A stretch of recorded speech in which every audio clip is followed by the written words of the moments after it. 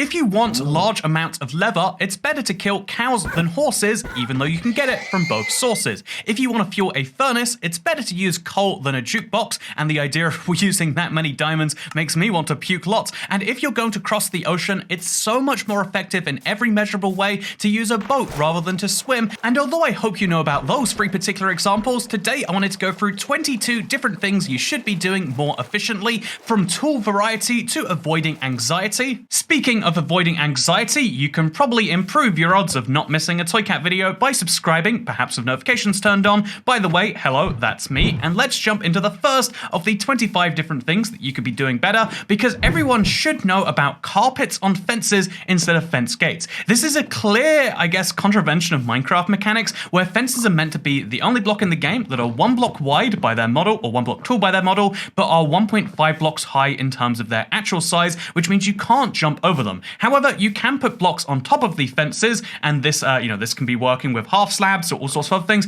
but carpets are 1/16 of a block tall, which means you can still jump onto carpets 1 layer higher than you, and this means that even when they're on top of a fence, you can jump on the carpet. There's this funny thing actually where the carpet actually, like, again, you're standing above the carpet temporarily when you go over it, but it makes for a gap that you can jump on, but animals cannot. The alternative to this is using the fence gate, which of course you can go in just fine until animals decide that they really want to get out, and it becomes a whole pain to make sure that animals aren't getting in and out. And obviously, the more animals you get, the higher of a probability that will cause you some pain. Avoid fence gates, the Minecraft solution, and use carpets, the ideal big brain solution. And speaking of which, by the way, you can use carpets anywhere on the fences, even on the corners, which is my preferred place. If you use them on the corner, you've got a wider entrance point, but a slightly thinner exit point, which is only this wide right here. As you can see, none of this makes any sense, but it's Minecraft. We're not here to make logic. We're here instead to talk about useful things such as making bubble columns. So this is useful in general for anyone trying to make a water elevator of any form, whether it's the old-fashioned sign in the middle of the water, or whether it's the newfangled way since Update Aquatic, which is, of course, you take some soul sand, you take a bunch of water, and what you do is replace the bottom of the block with a soul sand block, and any water placed above that will obviously have these bubbles which push you to the surface. If you want to place, obviously if you want to go to the very top of this, you need to have water the entire way, but you can't, I repeat, you cannot use non-source water blocks. As you can see, even though right now I have water going the entire way up, I'm not being pushed because these are not source blocks. Instead, what we have to do is manually, 1 by 1, place water source blocks, and it's just a whole pain. This isn't a fun way to do things, and again, even within existing oceans, you'll find this happens more often than not. So what you want to do instead, the useful pro tip that I recommend, okay, there we go, is, and the useful pro tip that is going to be a lot more useful for you, is to, again, use the superior method. Grab yourself a kelp. Man, I have too many buckets now. See, you don't want to use 7 buckets. You want to use 1 bucket, 1 bone meal, and 1 soul sand, because now, instead of that, we place the soul sand at the bottom. We place our water at the very top right here, as you're going to see. Wait, up there. And now we place kelp at the bottom. So obviously, wait, we replace the... Wait, yeah, we do that. We do the bit we did later after. I need to go grab my dirt block now. I'm sorry for abandoning your dirt block. So you place your... Oh, it's in my inventory. Well, that's embarrassing. But yeah, what you want to do is you want to go ahead, place down your dirt block, place a kelp on top of that, and now wherever the kelp is, it becomes a source block. This is a very strange feature that is kind of unavoidable because of how waterlogging works, but it basically means that once you break this kelp, it is all source blocks now, which you'll be able to see because just by placing my soul sand back, it is now a fully functional bubble column that required only 1 bucket and a few bone meal, which is a very easy item to get. By the way, while we're talking about dumb pro tips, if you're ever super high up and you want to get to the ground, but you're kind of worried about it, did you know you can use a lava bucket to kind of break your fall? It's probably not smart in most situations where you're not going to die, because you will avoid falling damage, but you'll also get your hands on a lot of not falling damage. But still, you know what? You ever consider using the lava bucket to save yourself? You totally can do so, and it vaguely works sometimes, if not always, as long as you jump off something on the way. Speaking of things that work sometimes, naming chests in an anvil. I think that a lot of people don't realize that you can sign chests on the outside, which is fun, putting the little sign on the outside saying this is a bad chest, this is where you store the dirt, which is obviously non-ideal stuff. But what you can actually do is you can take a chest and you can name it in the anvil. So if we name this chest, I don't know, dirt storage container, or like, you know, bad resources only. You know, something that lets people know that, like, this isn't a place you're going to find anything useful besides dirt for terraforming. Now, when we place this down, as you're going to see, it says at the top there, bad resources only. Very fascinating stuff, right? And if we look, this superior chest lets you know on the inside that it's a superior chest. I recommend not just doing one or the other, by the way, of naming on the outside or the inside. I recommend generally doing both, but in some situations having, again, because you need to let people know on the outside before they open the chest, as well as once they open it. But if you can't have these signs or they ruin your aesthetic, it's much easier to have it be explained on the inside of the chest or via some other cue than a sign, because signs and chests are just so ugly. Like, the gap between them, it doesn't make any sense. How is the sign being held there? Again, this isn't Minecraft logic. This is all about efficiency. But, you know, if you want a whole rant about Minecraft logic, you better believe that that's coming. You better believe that's literally every video I ever make. Speaking of every video I ever make, when you make a base, please make it near spawn. This is a hard one to show off effectively, but so many people just assume, yeah, you make a Minecraft world, you find the perfect place to settle down, and then you do stuff there. I recommend always having some form of base near spawn, which we'll show using this definitely real bonus chest, and this is the place you should make a bed, because even if you don't intend to invite people over, although at some point you probably will, because Minecraft is a very social, multiplayer-focused game in lots of ways, but even people like me who assume they'd never have people over, I put the world out for download, and now having a house next to spawn is so handy. If you really want to spawn in a particular biome, Minecraft has seeds that can let you do that, and it's not too hard of a thing to do. Speaking of not too hard of a thing to do, placing chests lengthwise for more efficient storage space. This is something that I'll admit I'm guilty of, using the inferior storage wall. This has 18 containers worth of storage, so that's 27 slots times 18, that is, because a single chest stores 27 stacks of items, whereas if you store lengthwise, you can have 36 separate containers. And this is obviously much more space in the same amount of area. If you have a limited size storage area, this is clearly the way to do things. Even worse than this, by the way, is people who don't realize, because it's a change they made a few years ago, who keeps up to date with it, that you don't need to have the space between chests. Again, also something I'm guilty of. If you haven't been playing Minecraft recently, if you forgot they made the change, you might not realize that you can have chests right next to other chests now.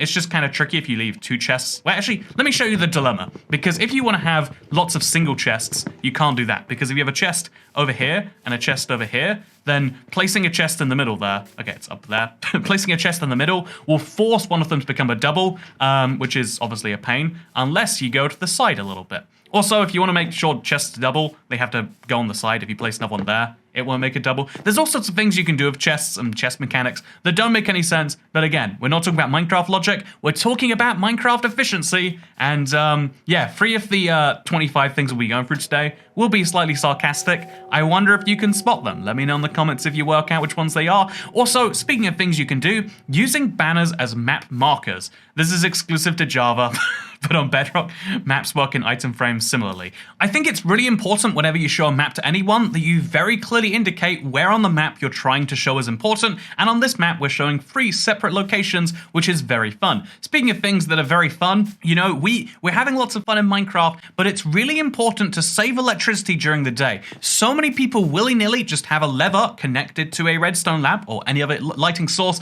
and they'll just have it turned on all of the time. You need to turn off your lights at night, and the perfect solution for this is the daylight sensor. The daylight sensor will only turn on during the night or during the dusk, or when daylight gets low enough, whereas when it gets dark again, like it has, as you can see, then the lights turn on. You need to save electricity. I mean, with the costs of oil and gas and electricity these days, you can't afford to just be wasting it. And I know what you're thinking. Toycat, this is redstone. This is electricity in Minecraft. It's infinite and renewable. And first of all, excuse you for not playing a video game in a perfectly realistic way. But second of all, the more serious thing is, did you know redstone in Minecraft uses real-world electricity? This redstone lamp right here is actually using your real-world electricity because you're running it on a computer, which therefore uses electricity. And because it has to light up those pixels slightly brighter, there is a non-zero amount of electricity difference in usage between this redstone lamp and this redstone lamp. And so technically speaking, you are saving electricity in the most roundabout, technically actually way, but you better believe I'm sticking to it. Anyway, speaking of things I'm sticking to, I think that when it comes to food-specific furnaces, the campfire is the only one you should ever be using. Because if we have 32 stacks of pork chops, which will smelt very quickly using these campfires, you're going to see just how much faster it is to use campfires than to try and use smokers. Even if you set up a ton of smokers, and what are you doing setting up a ton of smokers? Even if you set up a ton of these and you like throw a few little pork chops into each one manually, it's just never going to be as fast as using some campfires. Because even though the smokers will cook double as fast as a furnace, as long as you only put food in there, it's still going to be significantly slower than the campfire. As you can see, while these furnaces are running away, using their fuel, by the way, did you know that you have to use coal or jukeboxes if you want to be inefficient, which you might as well be, given that you're running a smoker. While you do that, all of the pork chops have already finished over at the campfire team, because campfires are just more effective. They use no fuel, and yeah, I think that in reality, both of these are pretty dumb ways to smelt specifically food. You should have a general auto-purpose smelter that can deal with this stuff for you, but if you're going to have food-specific smelting, then do this. In fact, it's not even the only way that having a food smelter is inefficient, but we'll run into that later, right after we talk about the much more important thing, which is using stairs, and more specifically slabs, when making platforms or floors or paths or covering anything where you can't see all of the blocks. If you look at this right here, this is 6 stone bricks. If you look at this right here, this is also 6 stone bricks. But from above, look how much more ground it covers. Obviously on the very edges where you might be able to see under or above, you need to make sure that you're using full blocks, which is important, and that's why it's for large areas. But otherwise, if you're ever covering a large area in some resources, you need to be using your bricks or your stone or your wood as slabs instead, because now those slabs can cover a much wider area. And like I said, just when you do the corners of it, just make sure you make those look like full blocks.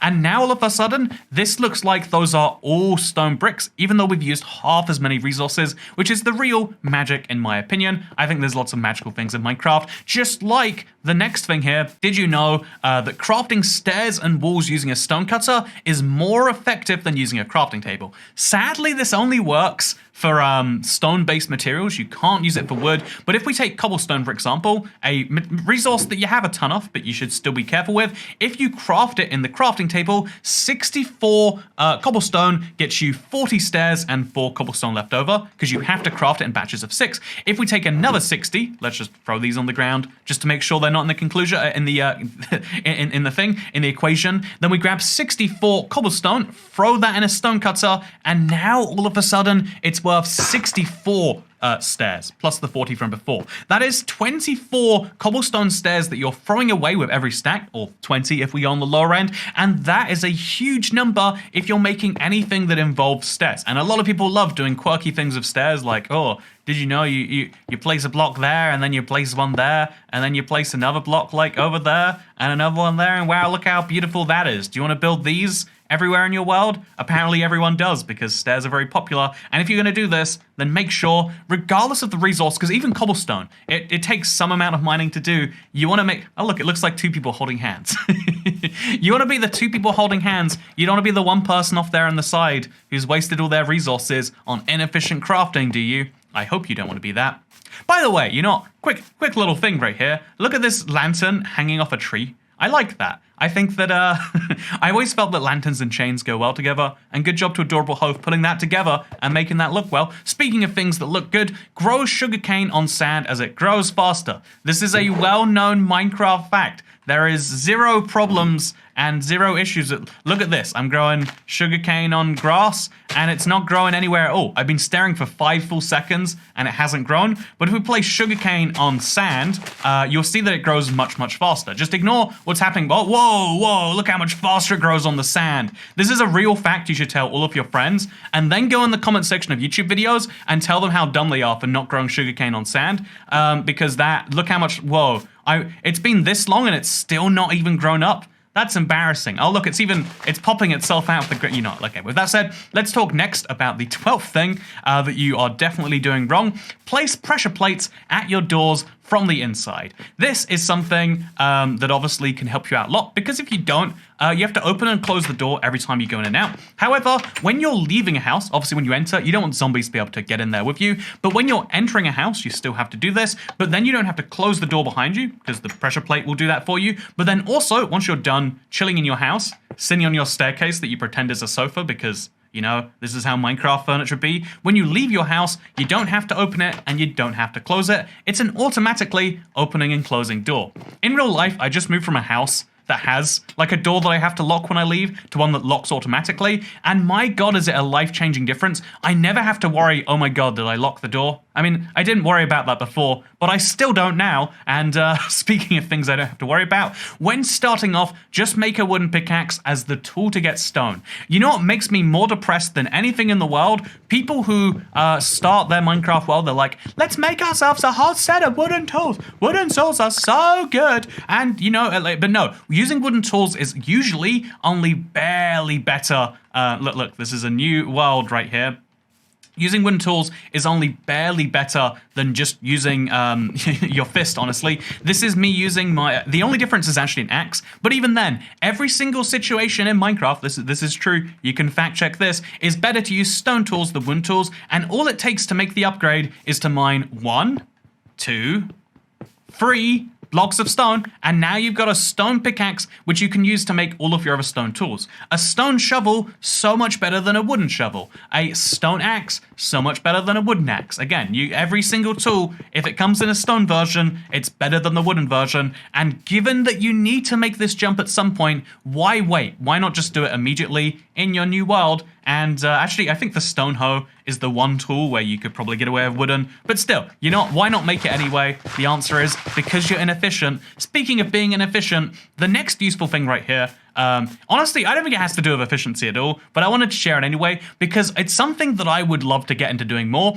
When making maps, try building a map before and after doing a project so you can show the progress that you made. This is a locked map of what the area looked like before, and this is a locked map of what it looked like after. As you can see, wow, isn't that impressive? All of the little circles that we built right here, you can see it all pretty clearly. I think, and by the way, the way you do this is you throw your map plus a piece of glass. I think it's a glass frame, if I'm not mistaken. We'll confirm. It's a glass frame or glass pane. You throw that in the cartography table and you can lock the map forever. So that means even when I grab this map, it doesn't update to change to all the new stuff, whereas this map actually will. I'm not sure if this is the area that I'm in. Oh, look, see that? It actively changed, and that way you can show what an area looked like before you came there and afterwards. And so if you're making a map wall or something similar, make sure you do this so you can show the old world and the new world. The progress will be really cool to see, and I'm kind of sad that I don't get to do that with myself. Speaking of things I can't do with myself, flying up and down with an elytra is something that I feel like you see in YouTube videos all the time, but it always irks me that people do it in the weirdest kind of inefficient way.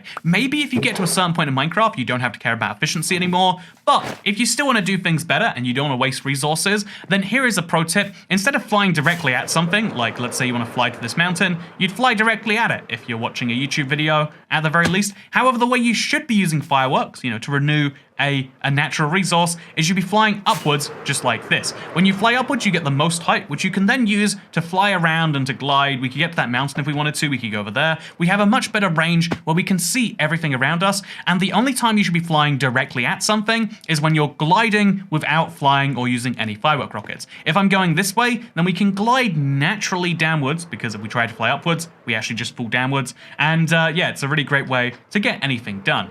Did you know there was a village here before? I guess we removed the village to make the video. That was a good use of resources, in my opinion. Speaking of a good use of resources, let's next up talk about one of everyone's favorite things, because binding pick block is something that people do not know how to do.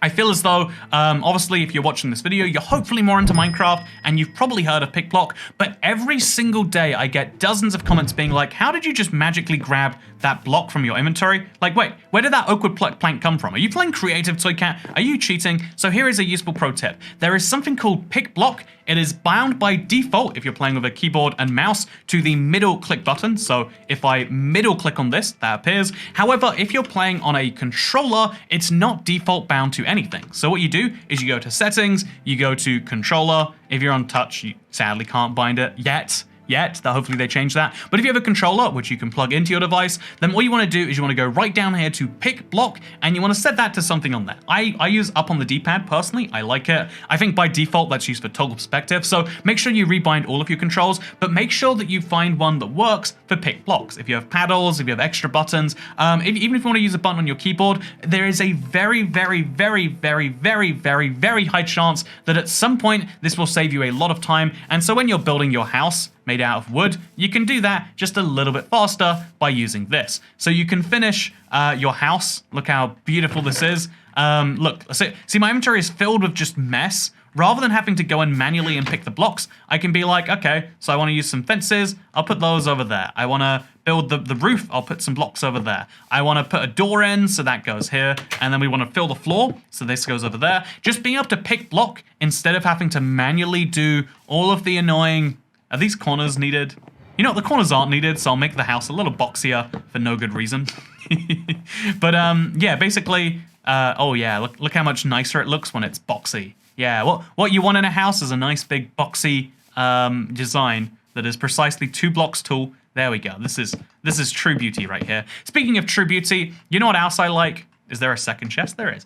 Speaking of true beauty, do you know what I like in Minecraft? I like villager and slave trading. I love the fact that you can take a villager and you can trade with them in a free exchange of goods and services. It's definitely not a sort of situation where you say, hey, you better watch out. You better give me the things I want. Give me mending or your life is ending. No. The way this works is it's a free exchange of goods. And the way you can improve the free exchange of goods that comes with the villager is by setting them up in a building like this. All you have to do is put them on a slab, build a slab above their head, and then build things around them like this. It kind of looks like a desert well, as beautiful as it is. And basically, once you remove their block, I don't know why he's still attached to something. What you can actually do is you can keep trading over and over again till you get the right trades. Again, you remind him that, oh yeah, I mean, it's not that you give me mending or your life is ending. It's instead that if you give me sharpness, then you don't have to experience what it's like to be on the other side of that blade, you know?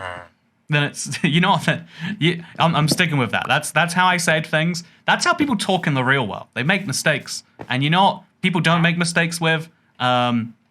You know, it's definitely, you know, the biggest mistake that people make in Minecraft is not realizing what a free and fair exchange of goods it is to lock someone in a cage and then repeatedly try to make trades of them until they give you the dream of aqua affinity. Because now you will not know what it's like to be aqua affinitied down your lungs repeatedly until you give me the information that I want. Speaking of things that we're not going to do to villagers, let's talk next. That was a dark segment, huh?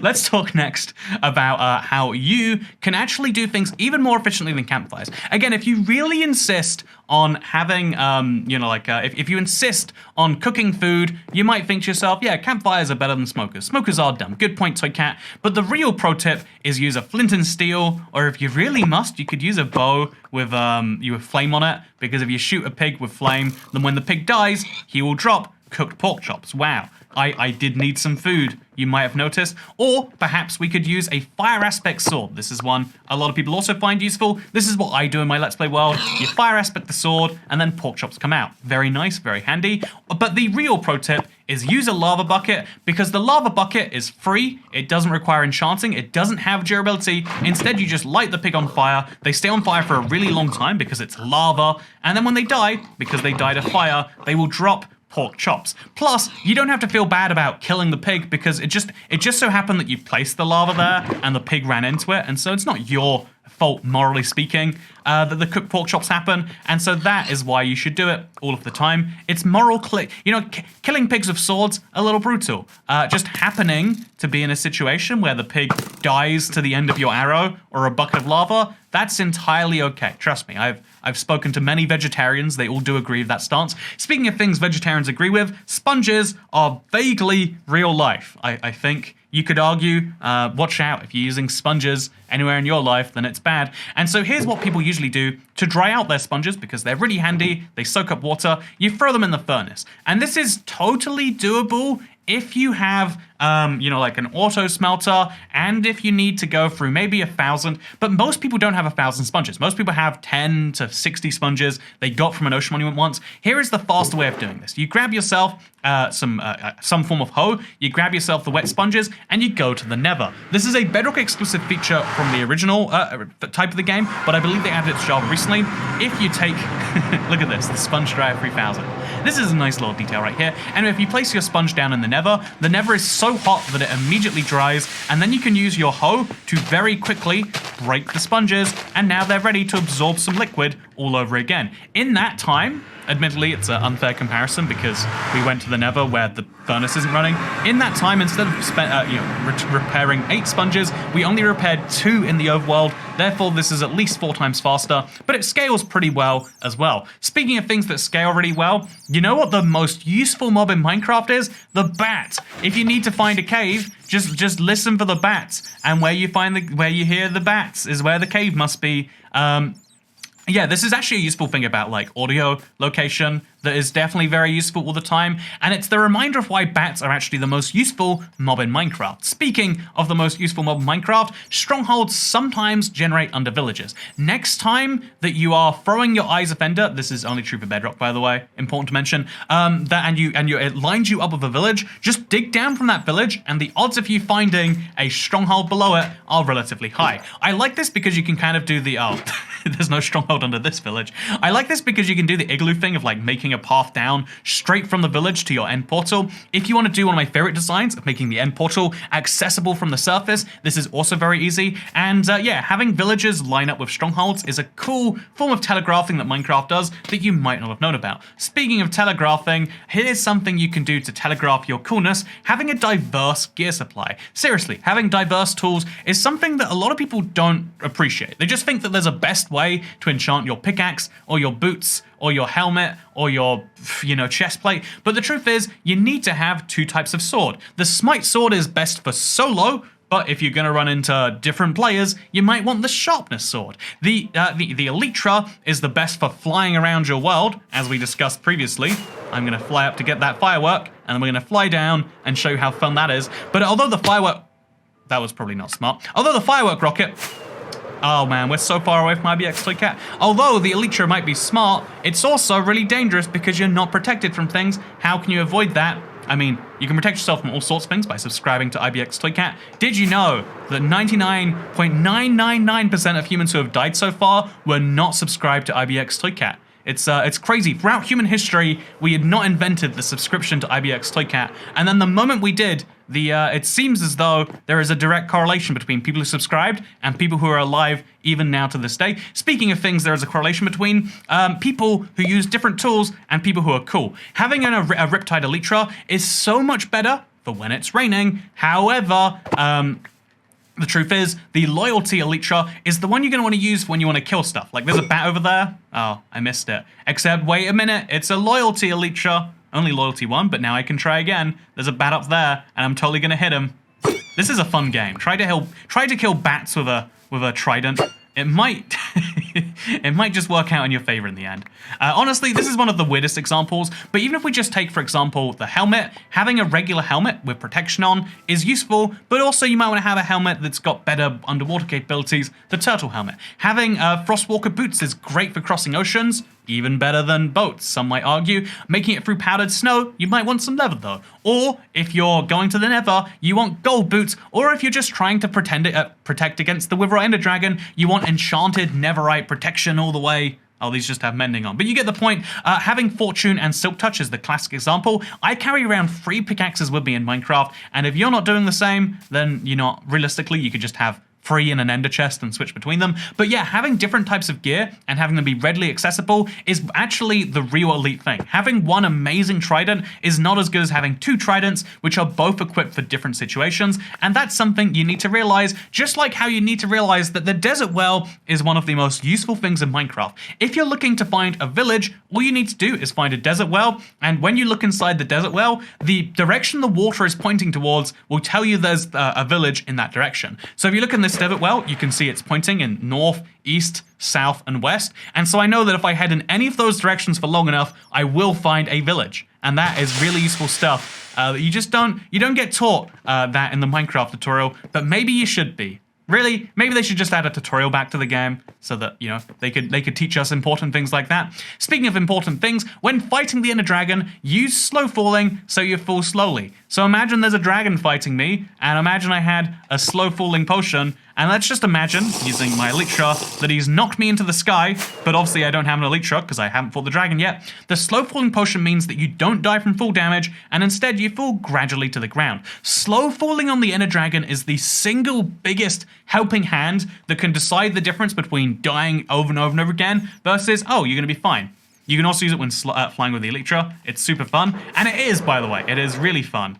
Look at this. I'm flying with the Elytra, and it doesn't make any sense, but it feels like a bug more than anything. It's hard to get down, but it is very, very fun. If you want to kind of just swim around your Minecraft world, but swim in the air, this is the way to do that. Speaking of ways to do things, let's go into our 25th thing you're doing inefficiently, although maybe the 22nd, because did you know that leather armor is the best? There is no better armor, this is netherite armor, and it seems like it's good, but if you're really good at Minecraft, you should be able to take advantage of the leather armor, because get this, it can take all the same enchantments. If you want to have protection and unbreaking and mending, you can do it, but then also the leather tunic, which by the way, tunic is so much better than a chest plate. Oh, do you want a chest plate? I don't want a chest plate. I want a tunic. Do you want to have leggings? You know, leggings, as we've discussed with the Toy Cat leggings, which are beautiful, are apparently for women. This is a stereotype I didn't know. However, you know what's for men? Pants. Although in the UK, pants would be underwear, but still, put some leather underwear on, you know, if that's what you're into, you can do it in Minecraft. You know what else you can do? Leather boots. You know what else you can do? The leather helmet, if you really want. The leather cap is apparently what it's called. If you want to be a delightful individual and you want to be able to color your armor, just put on the leather gear. Look how much protection it's providing you right now. Honestly, with this much protection, you don't need netherite armor, and that is why leather is the best. That is a message brought to you by Adorable Ho. I hope that you enjoyed this video. Thank you very much for him to putting together the thing from the list of like this whole video that you've seen. Do you like the world? Did you find it beautiful? I'm obviously not the biggest builder in the world, and so it's fun to see like a world that puts these concepts together in a fun way. But if you disagree, let me know in the comments, and then I'll totally ignore them unless it says next to them that they're subscribed. Yeah, you see that? I've used the carrot now to try and convince you to subscribe. Now I'm using the stick. You know, if you don't subscribe, then clearly you're not cool. But you know who else isn't cool? That's right, it's pigs. After they accidentally go too close to your flame, which obviously is their own fault. Come on, pig. You can do better than this. Speaking of things you can do better than, this video's over now. You can do better than watching me ramble for the next 10 seconds about how you can like, favorite, and subscribe. So I'll see you in the next one. Goodbye.